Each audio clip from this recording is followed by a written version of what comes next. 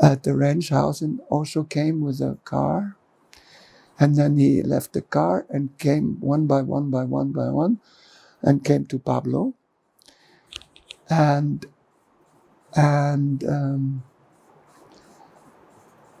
gave his blessings by touching me on the forehead.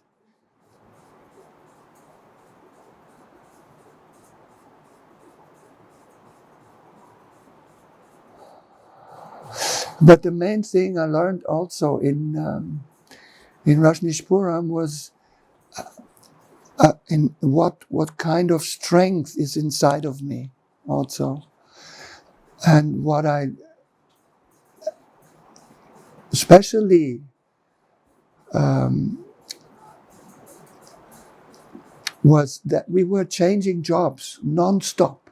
It was like every 3 weeks, basically, from office to construction, lying in the dirt underneath a trailer, or my final job was driving on Mevlana, with heavy trucks, 600 horsepower in my back,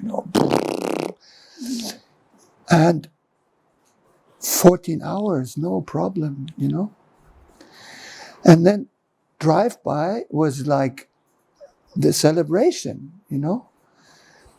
And there also, driving by, and we are lining up, and the music was great, and Nivedano or Taruma, I was standing very often with the Indian guys, and Osho going like, already what he's doing now, like and the whole car was bumping, and we were, whoa.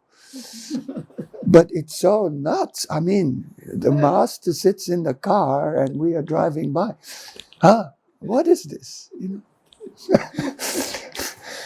Pagalo. But it is like, it was my connection to Osho. And then when he started talking, I usually fell asleep because I came from night shift. And in the morning, after 14 hours. But at the first time I heard him talk. But it went in, but... And only after years later, even recently when I watched all the videos from that time, I said, my God, what was he telling us, But it was somehow resonating inside of me because I didn't understand a thing. Only years later, when I was in publication, I was typing and reading for the first time. So I understood more. You were there when Osho got arrested? He wasn't arrested there, but he left. He left America. You were there? No, he didn't leave America. He was deported. No, first he left the ranch. Yeah, first we were still, while he was dragged through the prisons. Yeah. You were in Rajneesh. I was in Rajneesh. We were still preparing. We were preparing the Mevlana Road, the turnaround. Yes. Hoping that he would come back. But then finally, the message came that he's leaving. So we went to the airport, and he went up and did the victory sign, going inside the plane. For India? No, for Charlotte. Okay, for Charlotte. And that, this was my dream. Or no, it wasn't a dream anymore. It was, my home. So again, shock. So this is what I slowly understood, how the master is working. He Well, later on, when he left the body, it was this same shock. And then only when I listened to his discourses, that the master is, his way is shocking us into reality, to be awake. Because, of course, the ranch was real and was a dream. And when Swami Vedant wrote in his book that he had this talk with Osho, that he said they destroyed his dream.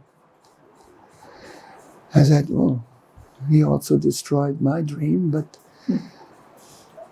it's part of the game. I don't know. But I was kind of lost, and then I had no money, and I stayed at the ranch till another 4 months, till April next year, which was very good for me because it was my home, and I don't want it just to escape like most of the people were they were really escaping.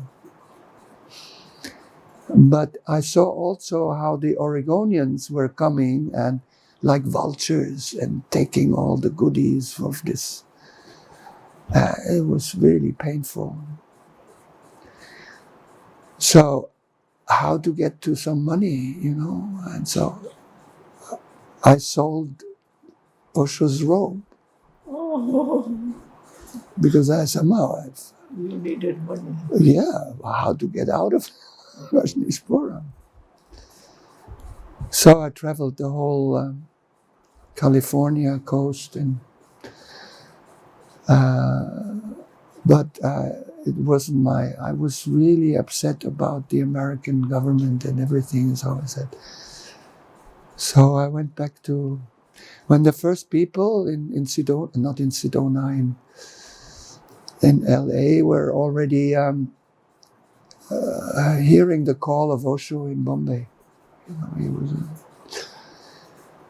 But I felt like, I was still in pain. So I said, okay, go back to Germany. And so I ended up in Hamburg and got a new business, and also in publication, by the way. And with 18 sannyasins, we were selling advertisement. Anyway, it was coming back to the marketplace. And I thought, oh, wow, I got a lot of energy. So good. But then that girlfriend, she heard the call of Osho to go to Bombay. So she went to Bombay, and to keep it short, after a few weeks or months, I went also to India. And that was a big step because mentally it was like, for my mind, it was no. After all this pain, no. But it was good.